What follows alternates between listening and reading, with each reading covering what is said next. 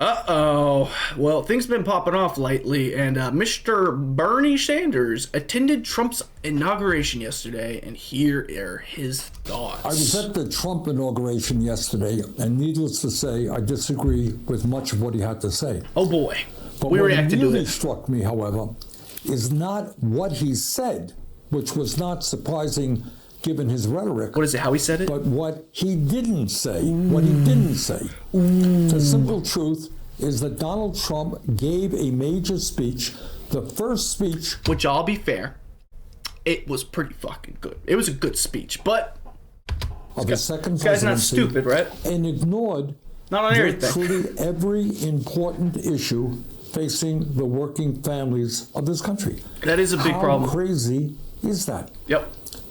Our healthcare system is broken, is dysfunctional. It's been broken. and Yep. It's wildly expensive. Yes. Not one word from Trump about how he is going to address the healthcare crisis.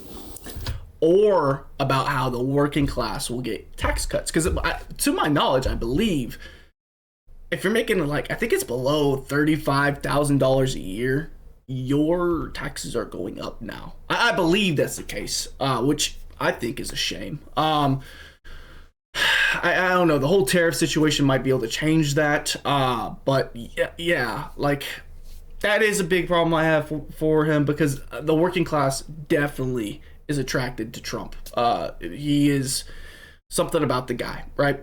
We don't trust people like Kamala, Joe Biden, for instance. It just seems way too corrupt. However, the guy's rich, and then you're giving rich people tax cuts, and then poor people get more taxes. I don't know. That's me assuming. I haven't looked into the statistics and the tax report or whatever you want to call it yet, but I've heard that from the grapevine a couple times. So yeah, that is it. We pay by far the highest prices Issue. in the world for prescription drugs.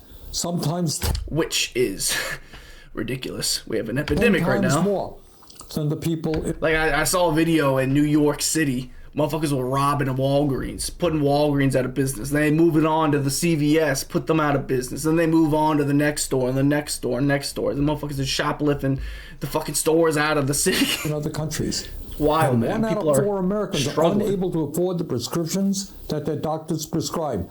Not one word in his speech on the high cost of prescription drugs. Yep. And we have a health problem right now, which is detrimental, which adds to the mental health issue as well.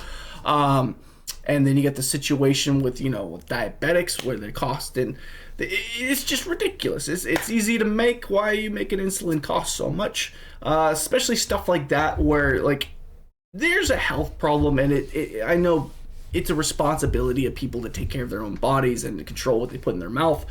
But for the longest time, the fast food has been thriving off of people like the American Joe. And so there's a detriment that America has put, the masses in, theoretically. And so you'd think they would, at least with stuff like insulin, at least, make it affordable for people to take.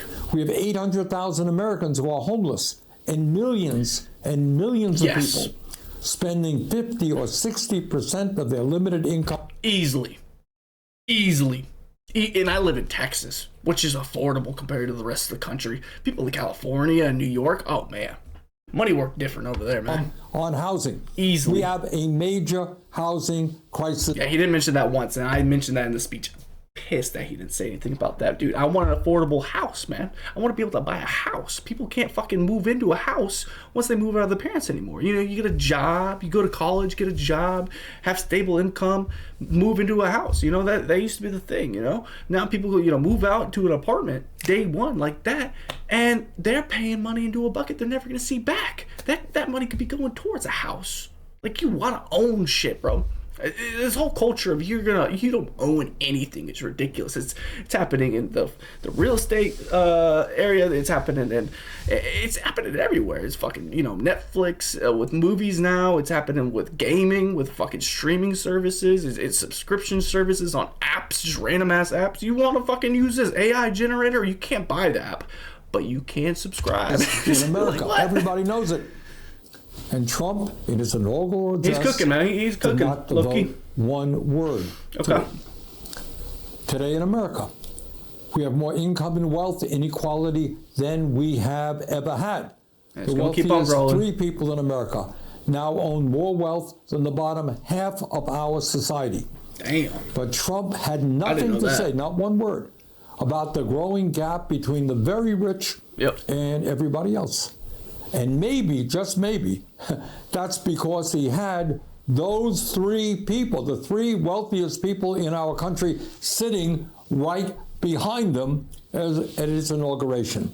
I'm going to play the devil's advocate because I do agree with a lot of what Bernie's saying. I also do think the ideas that Trump has are beneficial. And he talked about a lot of the stuff he in his speech, but just because he doesn't say anything about it doesn't mean it's not going to come up in the later days, right? He has a lot of things that he ran on, and I can at least applaud a president elect that runs on certain ideas and then delivers on those ideas day one, like immediately. Like, you could talk shit about certain things he said about, like, I'm gonna end the war in Ukraine in one day.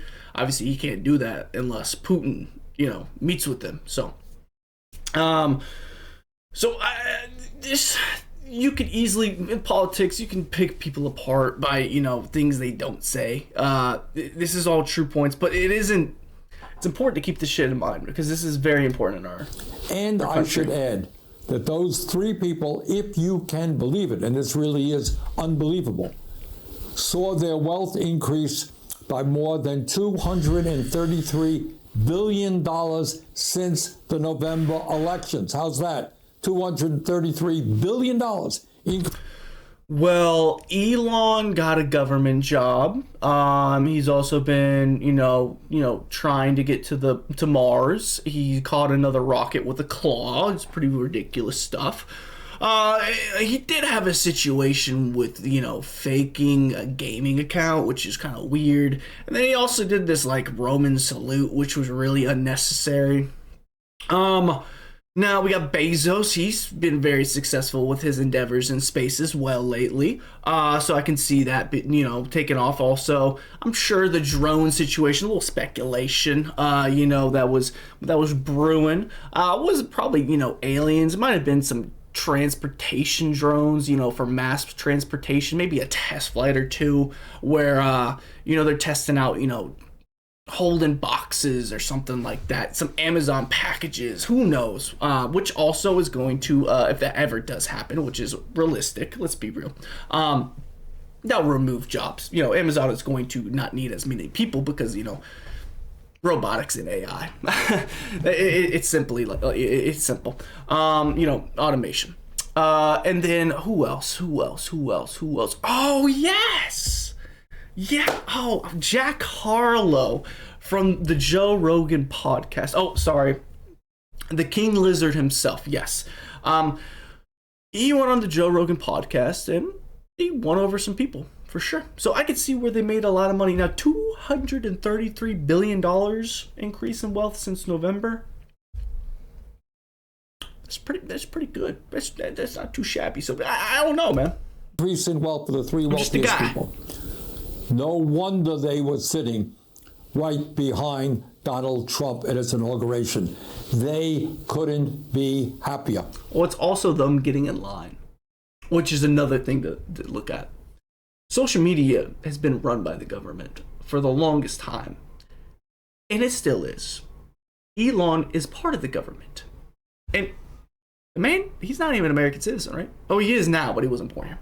He can't run for president or anything like that. But yeah, he's got his hands in 2 of the biggest social media sites, or 3, Instagram and Facebook.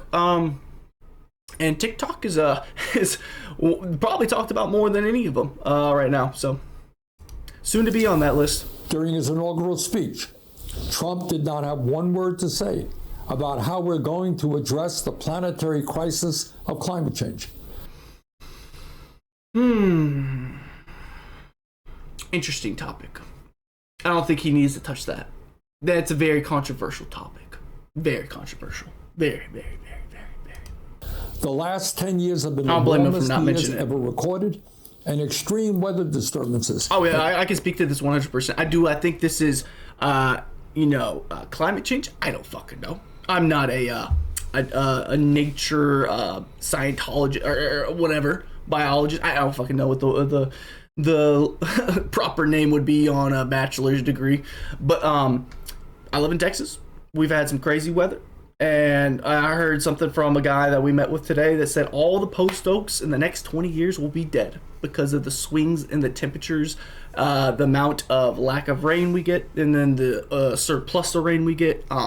It's not even like it usually is in Texas. Weather's already weird, but then we had a lot of freezes. Like 2021's freeze was ridiculous. The grid crashed tremendously, but it didn't just crash the electrical grid, it's crashing the plants. I mean, I remember this guy on one of the jobs we did had bought a bunch of palm trees.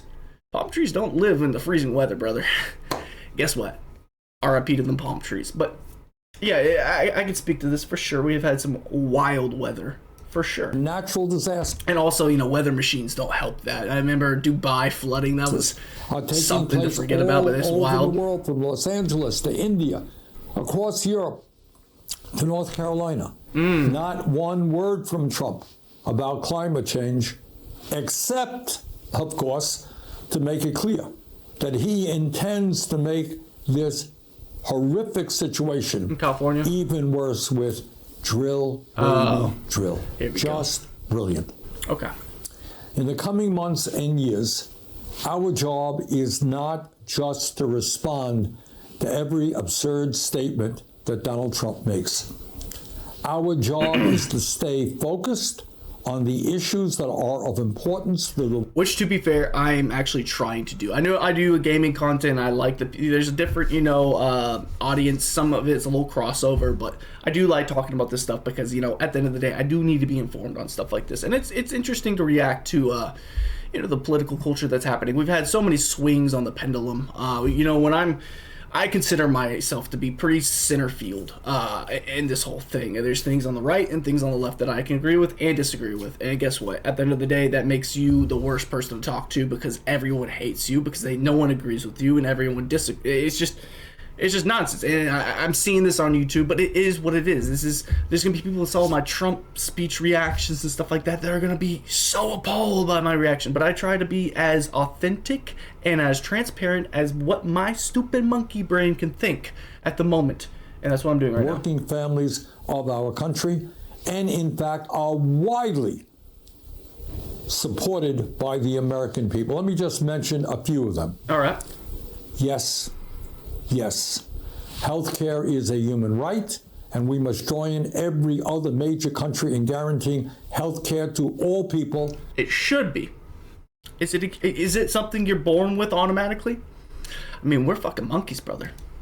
Through a Medicare for all single-payer program. But yes, I agree. Healthcare is a human right. It should be, yes. We must take on the greed of Big Pharma and substantially lower the cost of prescription drugs in this country. Yes. We should reduce the amount of prescription drugs that are advertised on our fucking TVs. We should also reduce the amount of prescription drugs that are fucking recommended to patients that don't need it, and there's other alternatives for them. There's a lot more than just that. Now, I can't stand when they talk about, the fucking health industry. They don't even promote fucking health. They just promote oh, golly. We must build millions of units of affordable housing and low-income housing. Yeah. Yes, we must make sure that all... I'm sure there's going to be a lot of that in California. Oh, no, there's not. No, they're probably going to buy up all the land and then rebuild everything and then charge everybody an arm and a leg and hold the fucking houses. Even though they don't have anyone living in it, they're just going to hold it so the market rises and rises and rises. Goodness, I just want to buy a house, man. All of our young people have the ability to get a higher education by making public colleges and universities tuition free. I agree with that. Yes, there's already some of those. We must work with the global community to combat climate change by cutting carbon emissions and transforming our energy system away from fossil fuel and into sustainable energy. Which is nuclear. Which, when people talk about this, they always, they're talking about electricity. They're talking about everyone driving Teslas. But that is not the fucking case. That is not the best route to go down. It just isn't. Our grid cannot physically handle that shit. It's not ideal at all. And also, you look at a fucking electrical power plant, How much pollution is that pushing out compared to all the gas-powered cars? It's ridiculous, because if you remove all the gas-powered cars and you have these fucking electrical fucking, oh my god. Oh man. So much nuance. Yes, we must pass legislation to raise the absurdly low federal minimum wage of $7.25 an hour. $7.25. That's how much it was when I was a kid. When I got a job. There ain't no way it's that. I thought it was like $15 an hour. Is it really this low still? I swear it at least was at like $10. There's no way. To a living wage of $17 an hour. To live on your own, you at least have to make like 50K, 60K a year. By yourself, at least. Like the prices are now in Texas, at least 60 to 70. Like, geez, that's so low for minimum wage. I'm sorry, and I get it. Like, it's just like, oh man. Everybody who works 40 hours a week in this country should not be living in poverty. Yes, we must pass the PRO Act and make it easier for workers to join trade unions and grow the trade union movement in America. Yes. In order to help fund the needs of working families in this country, we must demand that the wealthiest people in this country, including those individuals sitting right beside Donald Trump at his inaugural, start paying their fair share of taxes. I agree with that, 100%. And in a world that I'm making a lot of fucking money, say I'm making like millions of dollars a year, which will probably never happen. Hopefully it does, because I would love freedom to do whatever the fuck. That's I don't care about money. I like freedom to do whatever the fuck. Right? I want to live life to the fullest and whatever. But I would still agree with paying more money, or the more money you make. It's just like, why would, I don't know. Yes. We must end a corrupt campaign finance system which allows a handful of billionaires to buy elections and move us rapidly into an...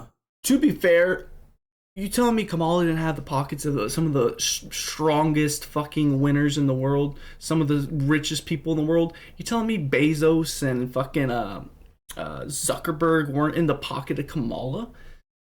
I just feel like they were, bro. I just feel like they did a switch up just because they're paying their respects. They know who's in power and they're getting in line. Like, that's what it feels like to me. It didn't feel like Trump was being propped up by every single millionaire in the world. It seemed like the reverse, actually. Like for instance, Mark Cuban. Dude, Mark Cuban is a very rich man, very successful man, very famous for being successful. He lives in Texas, Dallas, Texas. And he was going after Trump. And to be fair, I don't know the whole beef they have. They might have something that's pre-existing, but they beef hard. They do. Every celebrity, and this might be obviously on par for track, but every celebrity in Hollywood, most of the athletes would all support Kamala. There's a few rebels out there that supported Trump. But I feel like every time I saw a commercial or an ad and it had a celebrity or someone rich, someone notable that I'm familiar with, a podcast or whatever it might be, besides like a little bit of red pill and bro culture, like it just seemed to be all Kamala. So I just see this point doesn't make sense to me because it got proven wrong. But I think it's because we had someone so polarizing and the stars had to align like they did with the history of 2020 and everything after that, for Trump to win. With Kamala coming into play as well, Biden, falling apart, and then, the Democratic Party, kind of admitting that they were running the show behind the scenes. A lot of shit had to happen for Trump to win. So I could see where this is true. And it is a scary reality, especially when you see some of the richest people backing the commander-in-chief, which you want to see that. But at the same time, you don't want to see that for probably the reasons they're doing that, right? If that makes sense. Form of society. Mm-hmm. Bottom line, as we enter the new Trump presidency, we have got to remain focused. We cannot panic. Focus, baby. No matter how many executive orders he signs, and no matter how many absurd statements he makes, our goal remains the same. We've got to educate, we have got to organize, we've got to put pressure on Congress to do the right things. And by the way, with Republicans only holding a 3 or 4 seat advantage in the House, we can stop them time and time again if we are organized. You think that's right? Finally, that's the last thing I think the Democratic Party is right now, is organized. I think they are running around like a chicken with its head cut off. I think that's the down. Like I said in this video, I feel like I'm center field, right? I feel like the leadership from the Democratic Party has never been there. It hasn't been there since Obama. Like Bernie was a great candidate, but they propped up Hillary obviously because of her last name and the ties and everything like that. The recount, and I could go on and on. He got owed twice. It wasn't just 2016; it was 2020 as well. I don't know. This is. I just feel like now with the right, like for instance, you have JD who slaughtered fucking the other VP nominee. I forgot his name. The mayor from where was he from? Minnesota. That guy, he slaughtered him in the debate, which was tremendous to see. It was actually a vote of confidence because it's like Trump is old. He is old. We saw what happened to Biden. At least we have someone that, you know, is old there. Imagine if that guy was our president because something happened to Kamala. Oh, jeez. It would be bad. Boy, I don't know why they picked him. And then on top of that, you have, what's her name? Gosh. The chick from Hawaii. Oh, Kelsey Gabbard. Oh, my God. Great nominee. Well, not nominee, but she's great for the left. But they exiled her because she was too soft left. I not too far left. I don't know. It's weird. My friends, we have got to fight. And RFK, like independent. It's so weird. Based on economic, social, racial, and environmental justice. No. Roll that back again. Hold on. This was the priority? Made in America based on economic, social, racial. I think economic, environmental, but economic is the biggest one. It really is. It's the most important one. Cost of living needs to go down, for sure. And we need to stay safe. It's obviously I'm white, so like the racial thing, I really don't think the racial thing is as bad as people think it is.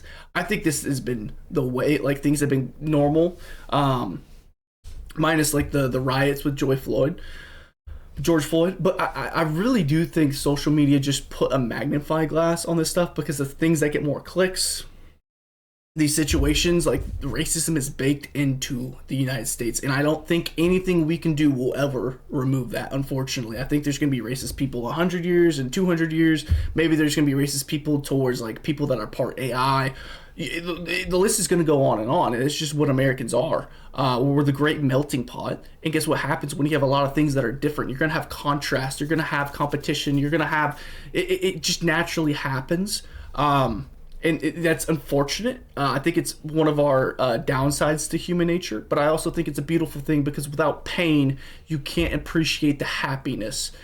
So without the bad side of everything, you can't truly appreciate when different racial groups get together and they all become best friends. I don't know if that's out of pocket take or what, but I really do think that I really hope they don't. I